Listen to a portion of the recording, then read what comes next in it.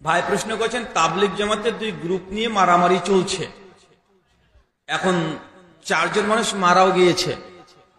এখন যে 4 জন মারা গেছে তাদেরকে কি শহীদ বলা যাবে? খুব কঠিন প্রশ্ন। আপনাকে একটা কথা বলি, বাংলাদেশ যেই সময়তে স্বপ্ন দেখছে নতুন ভাবে গড়ার, 16 বছরের স্রোত চূর্ণ বিচূর্ণ করে দিয়ে বাংলাদেশ কেবল 125-26 দিন হচ্ছে যে নতুন করে বাংলাদেশ সাজিয়ে গুছিয়ে এটাকে সাজানো গোছানো কাজ চলছে। এই সময়তেই বাংলাদেশের উপরে কত বহিঃশত্রুরা আক্রমণ করার চেষ্টা করছে না ভাইজান? কত পরিকল্পনা বাংলাদেশকে নিয়ে। এই সময় মুসলমান দুজনই মুসলমান মারামারি করে রক্তাক্ত অবস্থায় 5 জনকে মেরে ফেলেছে। চিন্তা করতে পারছেন? মানে মানুষকে মূর্খ হলে এত বড় মূর্খ হয় যে এই সময়, যে সময় মানুষকে গঠন করার সময়, মানুষ ঐক্যবদ্ধ হওয়ার সময়, সমস্ত মাযহাবী দল বাদ দিয়ে এখন ঐক্য হওয়ার পথ, ওই সময়তে তাবলিগ জামাতেরই 2 গ্রুপ একে অপরকে মেরে টুঙ্গিতে 5 জনকে মেরে ফেলেছে, 100 জন প্রায় আহত হয়েছে। একসঙ্গে ঘটনা। তার পরের দিন, এটা হচ্ছে চিল্লা গ্রুপের সমস্যা, ওই যে চিল্লা। পরের দিনই বাংলাদেশে আর একটা নিউজ, হিল্লা চললো না ভাইজান? মানে আগের দিন ছিল চিল্লা পার্টি আর পরের দিন হলো হিল্লা পার্টি। গোটা পশ্চিমা বিশ্ব থেকে শুরু করে সমস্ত মিডিয়া, ইসলাম বিদেশি মিডিয়াগুলো হাসছে, দেখো মসজিদের মধ্যে আকাম করেছে, দেখো মুসলমানকে মেরে রক্তাক্ত করে দিয়েছে। এটা লজ্জাজনক বিষয়। আমার দাবি করছে নাকি শহীদ হবে কিনা। সহিহ বুখারী কিতাবুল ঈমান হাদিস নম্বর 31, আহনাফ ইবনে কায়েস রাহিমাহুল্লাহ, বিখ্যাত একজন তাবী, উনি বলছেন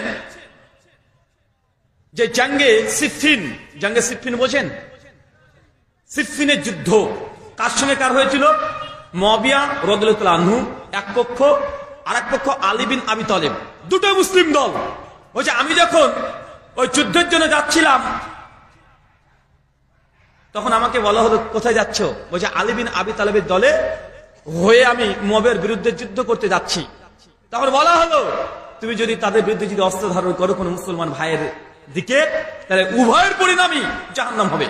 একজন মুসলমান যদি একজন মুসলমানকে হত্যা করে, পরিণাম কি? শহীদ, জাহান্নাম। কোন মুসলমান যদি ইচ্ছা করে একজন মুসলমানকে যদি হত্যা করে, তার থাকার জায়গায় জাহান্নাম।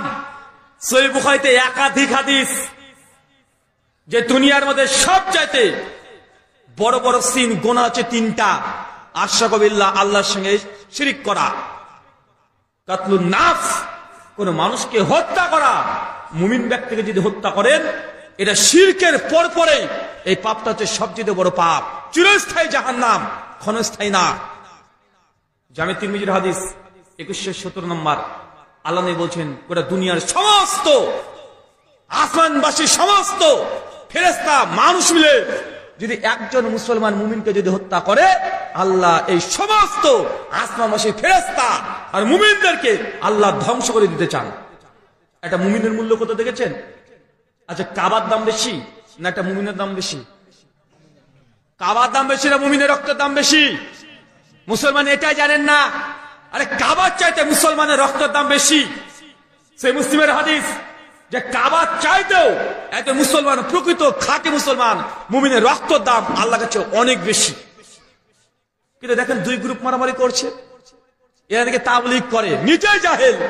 ওই ইসলাম একজন কাকে কি ভয় শিখাবে? অনেকে বলে যে ভাই আপনার তাবলীগ জামাতের বিরুদ্ধে কেন বলেন? কেন তাবলীগ জামাতের বিরুদ্ধে বলেন? ও তো ভালো কাজই করছে। আর আপনাদের রংপুরের আছে একজন, কি বলেন তো রংপুরেটা, রংবাজ হুজুর, হ্যাঁ, ও বলছে যে তাবলীগ জামাত হচ্ছে সবচেয়ে ইনোসেন্ট, নিরীহ প্রাণীর, সব নিরীহ প্রাণী মাসকে মেরে ফেলে। বলেছিল ভাই যে তাবলীগ হচ্ছে সবচেয়ে নিরীহ মানুষ। অথচ এরাই সাতবন্দী যুবকবন্দী এক আরেকজন উপরে আক্রমণ করে মাঝে মধ্যে এই হত্যাযজ্ঞ চলছে, মুসলমান রক্ত নিয়ে খেলছে। আশ্চর্য! শহীদ না, দুজনেই জাহান্নামে যাবে। আল্লাহ নবী বলছেন কিয়ামতের একটা আলামত যে দুজনকে হত্যা করে জাহান্নামে যাবে। কেন? কারণ যে মারা গেছে সেও হয়তো তার মুমিন ভাইকে হত্যার জন্য প্রস্তুতি নিয়েছিল, সে পারেনি, বিদেশে মারা গেছে, কিন্তু সেও চেষ্টা করেছে যে না, এই সাতপন্থীকে পেলে মেরে দেবো। আর জুবারপন্থী সে ভেবেছে সাতপন্থীকে পেলে মেরে দেবো, মানে দুজন মারার নিয়াত, দুজনে মুসলমান। যে কেউ যে হত্যা হয়ে যাবে, মরে যাবে, সেও জাহান্নাম, যে বেঁচে আছে এও জাহান্নাম। তওবা করো, দ্রুত দ্রুত তওবা করতে হবে। আর যারা বলছেন যে আহলে হাদিসরা কেন তাবলীগের বিরুদ্ধে বলে, তাবলীগ যে গোমরা দল, ভ্রষ্ট দল, এর চেয়ে বড় কোনো প্রমাণ লাগে আর কথা বলেন? আমরা বললে আপনি দুঃখ পান, কষ্ট পান, আমার তো বলার দরকার নেই। দেখেন সাতপন্থী তাবলীগরা জুবাইরপন্থী তাবলীগকে বলছে এরা কাফের, এরা মুরতাদ, এরা ভ্রষ্ট, বলছে কি বলছে না? সাতপন্থীরা জুবাইরপন্থীকে বলছে না? আবার জুবাইরপন্থীরা বলছে সাতপন্থীরা গোমরা, পথভ্রষ্ট, জাহান্নামী, বলছে না? তা আমি বলছি ভাই তোমাদের দুজনে ফতোয়াই ঠিক আছে, তো দুজনই পথভ্রষ্ট। যা অনেক ফায়দা করতে করতে দুই দল শেষ। এখন দুই দল গন্ডগোল লাগছে না বাংলাদেশে?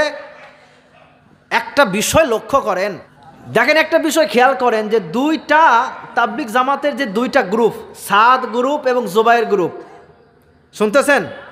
সাদ গ্রুপ এবং জুবাইর গ্রুপ। সাদ সাহেবের বাড়িও ইন্ডিয়া, জুবাইর সাহেবের বাড়িও ইন্ডিয়া। মারামারি হয়েছে কোন দেশে? মরছে কারা? বাঙালি। লাভে বসে দুইজন তাদের ঠিক জায়গায় বসে হাতে তসবি দিয়ে গুনতেছে কারা? তারা। এ কি জামানায় আসলাম, দুইজনই মেড ইন ইন্ডিয়ান। আজকের বক্তাও তো ইন্ডিয়ান, তাই না? দুইজনই ইন্ডিয়ান, দুইজন সেখানে বসে বসে তামসা দেখতেছে আর মরতেছে আমার দেশের মুসলমানেরা। আমার দেশের মুসলমানরা যাকে একসময় খুব ভালোই জানতাম, যে অন্তত আলেম হিসেবে তো ভালো, তিনি বলতেছেন প্রয়োজনে তুরাক নদীর পাড়ে রক্তে রক্তাক্ত হবে, তুরাক নদীর পানি রক্তে রং লাল হয়ে যাবে। আরে ভাই, কার রক্ত তুমি ঝরাবে? একজন মুসলমানের। সাদ গ্রুপ হোক অথবা জুবাইর গ্রুপ হোক, সে তো আর নাস্তিক বেঈমান কাফের না, সে তো মুসলমান না? তো মুসলমানের রক্ত যে তুমি, মুসলমানের রক্তে তোমার হাত রাঙাতে চাচ্ছ? রাসূলুল্লাহ কি বলেছেন? যে কোনো মুসলমানের পরস্পর দুই যখন তারা মারামারিতে লিপ্ত হবে, যখন যুদ্ধে লিপ্ত হবে, হত্যাকারী এবং যে হত্যা হয়েছে উভয় কোথায় যাবে? উভয় কোথায় যাবে? জাহান্নামে।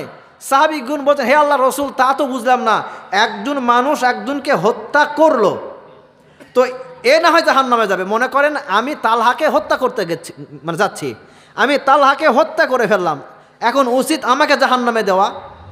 তো সাহাবীগণ তাই বললেন যে একজন ব্যক্তি হত্যা করতে গেল বা হত্যা করলো, সে জাহান্নামে যাবে, কিন্তু যে ব্যক্তি নিহত হলো সে জাহান্নামে যাবে কেন?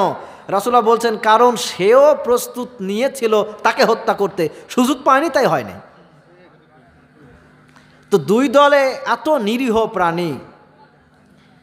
এতদিন শুনে এসেছি বাংলাদেশে সবচাইতে শান্তিময়, সবচাইতে ঠান্ডা, নিজের টাকা খরচ করে, নিজের সম্পদ ব্যয় করে আল্লাহর জন্যই যারা কাজ করে তারাই তাবলীগ জামাত। তাদেরই হাতে এত বড় বড় লাঠি, যেই লাঠি শেষ পর্যন্ত মানুষকে একদম দুনিয়া থেকে উঠাই দিচ্ছে।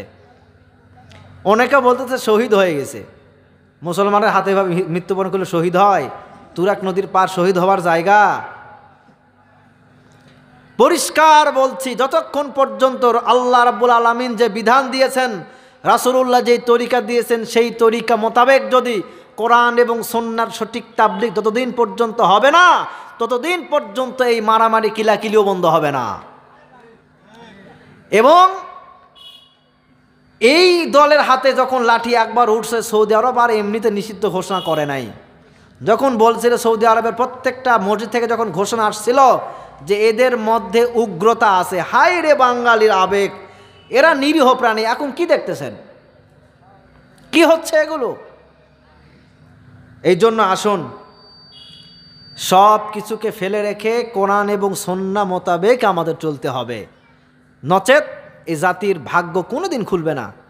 আব্দুল্লাহ ভাই একটা কথা বলতেন, বা এখনও তিনি বলেন, যে বাংলাদেশে এই যে 5 তারিখে বাংলাদেশে যে একটা বিপ্লব হইল না 5 তারিখে, তো বিপ্লব হওয়ার পরে যে শত শত হাজার হাজার মূর্তি যে ভাঙছে, এই মূর্তি ভাঙছে কিসের? ইমানের দাবিতে না রাগে? কিসে ভাঙছে? রাগে ভাঙছে। ইমানের দাবিতে যদি মূর্তি ভাঙতো তো মূর্তি ভাঙার আগে আগে মাজার গিয়ে ভেঙে আসতো। এগুলো মূর্তি ভাঙার আগে মাজার ভেঙে আসতো। কারণ শেখ মুজিবের মূর্তির সামনে গিয়ে কেউ আগরবাতি মোমবাতি এগুলো দেয় না, বরং ওই শাহজালাল, শাহপরান, শাহ মকদম ওদের মাজারে গিয়ে গিয়ে সেদা পর্যন্ত দিয়ে আসে। এই যে কয়েকদিন আগে গেছিলাম চট্টগ্রাম, আমি মাঝে মধ্যে একটু তামসা দেখার জন্য যাই, গেলাম বাইজিদ বোস্তামির মাজারে। ইতিহাস বলে না যে বাইজিদ বোস্তামির ওখানে কবর, ইতিহাস বলে না। তো পাহাড়ের উপরে একটু ছোট্ট করে পাহাড়ের উপরে তার মাজার। মাজার বলতেছি আপনাদের বোঝানোর জন্য, কবর যেটা। তো পার্শ্বেই ওখানে বাম পার্শ্বে একটা লোক বসে আছে, জুতা নিয়ে আপনাকে যেতে দিবে না। বাম পার্শ্বে লোক বসে আছে, তার ওই পারেই মসজিদ। মসজিদে ওখানে ঢোক রাখা আছে, সেখানে জুতা রাখা যায়, কিন্তু মসজিদে আপনার জুতা সহ যাওয়া যাচ্ছে, কিন্তু মাজারে জুতা নিয়ে যাওয়া যাবে না। আমাদেরকে বলতেছে, আমি ছিলাম, আমার আম্মা ছিল, আরও ছিল, বলতেছে যে জুতা এখানে রেখে যান। কেন? মাজারে জুতা নিয়ে যাওয়া যাবে না, ওখানে রাখলে কি হবে, 5 টাকা করে দেওয়াও লাগবে। তো আম্মা বলতেছে যে 5 টাকাই তো দেই। আমি বললাম 5 পয়সাও দিব না এখানে, কারণ এই টাকাটা মাজার কেন্দ্রিক। এটা যদি এমনিতে যদি হতো তাহলে 5,000 টাকা দিতেও গায়ে বাঁধবে না, কিন্তু যখন এটা টাকাটা যাচ্ছে কি কেন্দ্রিক, মাজার কেন্দ্রিক, এখানে 5 পয়সাও আমি দিব না। ব্যাগের মধ্যে জুতা নিয়ে উঠতেছি, ও তো চিল্লাচ্ছে, কে এসে নেওয়ার কথা, জুতা নিয়ে যেতে দিবে না। কিন্তু গিয়ে দেখি আল্লাহ আস্তাগফিরুল্লাহিল আযীম, কে কত সেজা দিচ্ছে। ওখানে 10 টাকা দিয়ে সুতা বিক্রি হচ্ছে, সেই সুতা ওখানে একটা গাছ, যদ্দূর পর্যন্ত মানুষ হাতা পেয়েছে, গাছের সুতা পেঁচতে পেঁচতে এইরকম চিকন গাছ এইরকম হয়ে গেছে। কি সুতা বাঁধলে কি হয়? মনের আশা পূরণ হয়। তো যতগুলো মানুষ সুতা বেঁধেছে, সবার যদি মনের আশা পূরণ হতো, বাংলাদেশে কেউ আর ফকির মিসকিন থাকতো? ওই যে মাঝে মধ্যে আসে না আপনার এই হাটে বাজার দেখা যায়, আংটি নিলে কি হয়, ভাগ্য পরিবর্তন হয়। তো ওর ভাগ্য পরিবর্তন হয় না কেন? ও আংটি বিক্রি করে খায় কেন? বাঙালি এত পাগল বুঝে না, ওখান থেকে আংটি নেয়, তো ওর ভাগ্য পরিবর্তন হয় না কেন? ও আপনার ভাগ্য কি পরিবর্তন করবে? যখনই আপনি আংটি নিলেন, এই ভাগ্য পরিবর্তন হবে, এই হবে, সে হবে, এই আশায় ভরসা কি আল্লাহর উপর থাকলো না আল্লাহর উপর? না, এই আংটির উপর হয়ে গেল, আংটির উপরে হলো। এই জন্য আমাদেরকে বিষয়গুলো বুঝতে হবে।